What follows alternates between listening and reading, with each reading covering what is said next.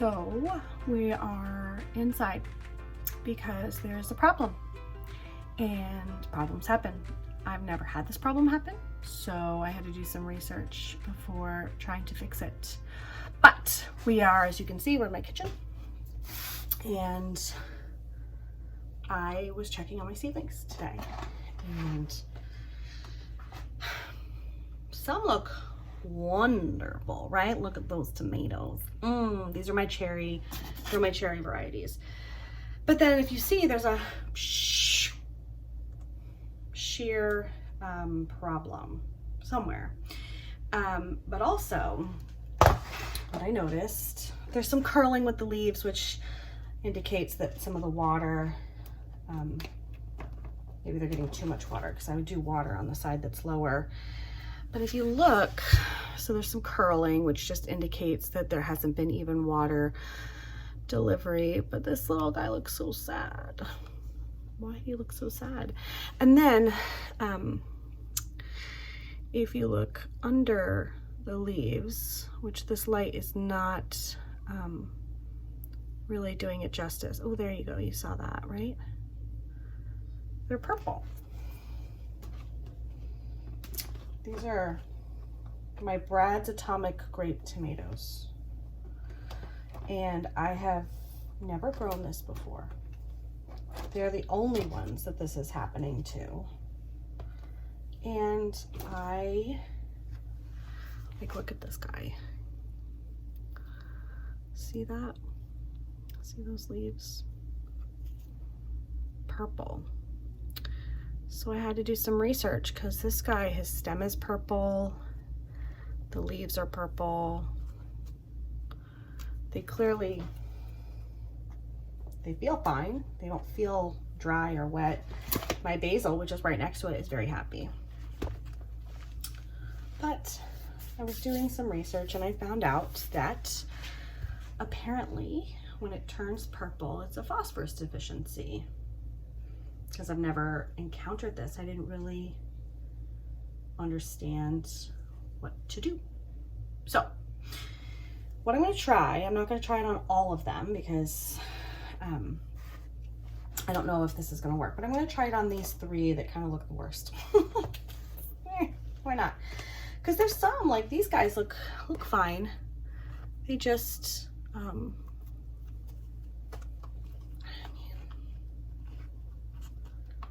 they feel damp. I mean, so I don't think I need to water them more. In fact, that might be I don't know. Maybe I just need to start watering from the other side, because look at this Mama Jamma. This is a Chadwick cherry, which always does well for me. And it's got a little bit of purpling. I've never had this happen, but the hubs did get a different type of mix this year. Look at those roots already starting to grow. Be patient, plant. You're growing way too fast. So the hubs did get a different type of potting mix that I like, different brand. That's the only difference between what I've always done to now, but that's because I can't go to the store and make that decision. So what I'm going to try to do is I am going to apply some bone meal to the soil, and then I don't want to give them any more water. I just watered them like 2 days ago or yesterday, and I don't want to water them. So because the soil is damp, I am going to depot the seedlings, put the soil in a bucket, mix in the tiny amount of bone meal. I think you need 1 tablespoon. What did I say? 1 tablespoon. It's 2.25 cups per 25 square feet. So that is not what we're going to need. So it says mix 1 teaspoon of fertilizer in the surrounding soil for bulbs. So I think what I'll do is do half a teaspoon in each of these 3 pots and see what happens. I'm going to separate them slightly so that I know which ones I did in the tray, and we'll just see if that works, right? Gotta try.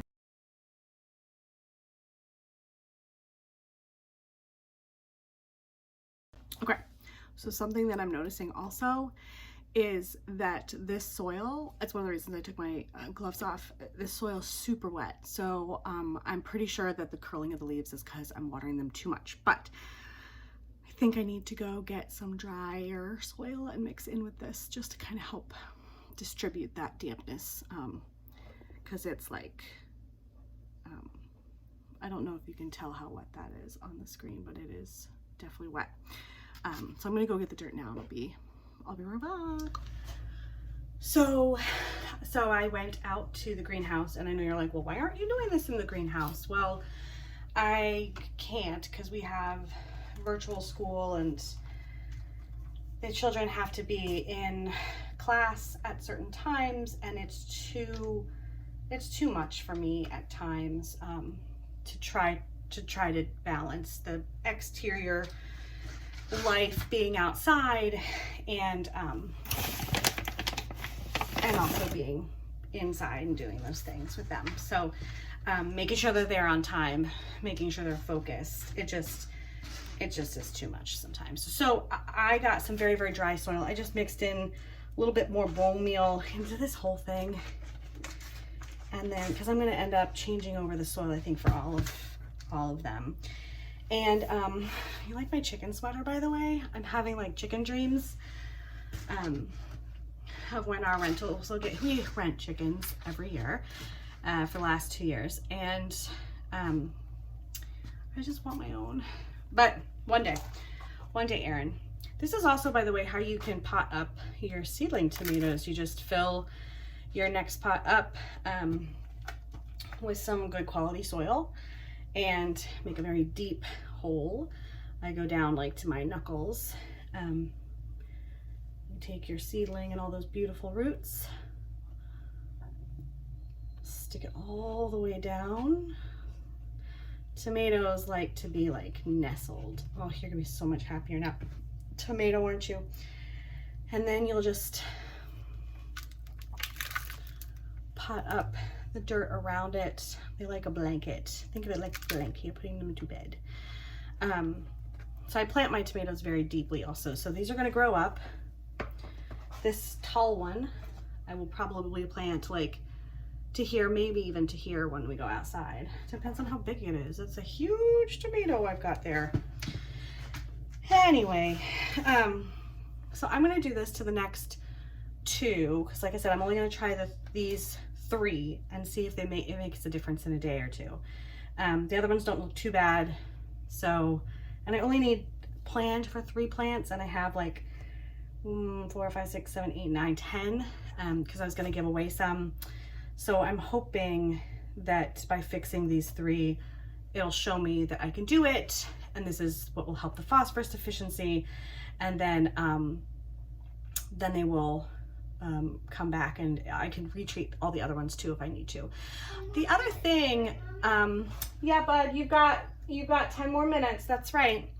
20 and 10 make 30. That's right. I noticed that it was 2. Yes, 20 and 10 make 30. Good adding, buddy. Way to go.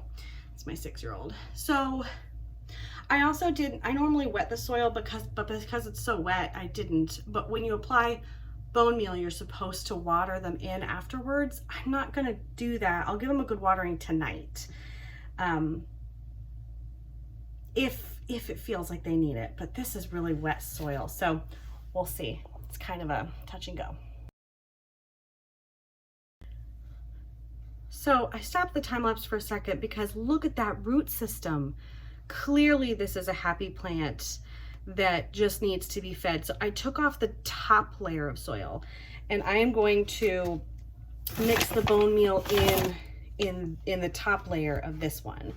And so I'm going to put it back into, I'm going to add some dry soil at the bottom, right? Dry soil at the bottom because they're a little too wet. And then I'm going to put him back in there.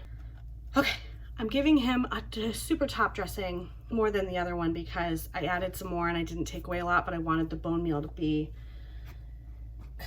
at the bottom and the top so that he could get all the nutrients. So let's pot this last one up.